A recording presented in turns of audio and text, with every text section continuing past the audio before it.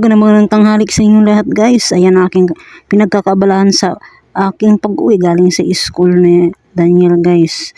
Ayan, nakahingi nga po ako sa aking kapitbahay ng halaman at ang aking paso naman ay galing sa aking hipag sa QC.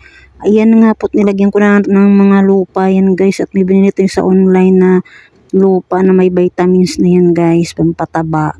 Ayan, matagal na po itong nakatago guys at ngayon ay aking inilagay na nga po dito sa aking itatanim na halaman. Nakahingi nga po ako ng mayana na iba't ibang uri doon sa aking kapitbahay. Yung dati kong hiningian ng mayana kasi nangamatay na nga po ang ating mga halaman guys at hindi ko ito naalagaan noon mula nung ako'y nanganak kay Daniel. Ayan, nagtanim po ulit tayo ngayon ng mga halaman kasi gusto ko po talaga ng mga halaman. Nakakaano ng stress ang pagtatanim ng mga halaman. Ay gustong-gusto ko talaga magtanim ng mga halaman. May malaki lamang po akong lupa. Talagang marami akong halaman guys. Ayan ang aking kinahiligan ang magtanim ng mga gulay at mga bulaklak. Ayan, ilagay na lang natin ito sa paso guys. At meron naman akong kutsara ng pang semento. Ayan ang aking panghukay sa lupa. At inayos na nga po natin ang aking pagtataniman. Ayan. Nilagay ko na nga po yung halaman na yan. Ayan, hindi ko po alam ang pangalan ng halaman na ito guys.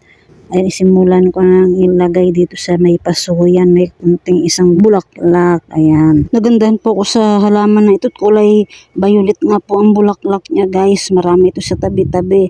Pero maganda itanim siya.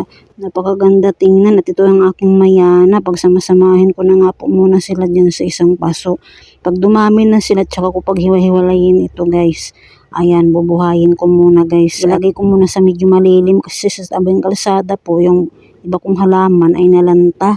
Dahil sa sobrang init nga po, tirik na tirik ang araw doon sa may harapan ng aming bahay sa gilid ng kalsada. Ngayon, ayan, inayos ko na yung aking mayana guys. Napakaganda ng mga mayana na ito. Pag ito'y nabuhay talaga sila. Sana hindi mamatay. Ayan nga guys, nilagay na natin ang ating mayana. Naway mabuhay sila. Mayroon tayong mga halaman na tulad nito guys. Ganito yung mga halaman ko nung araw. Ayan, ito hindi ko alam ang kulay na ito.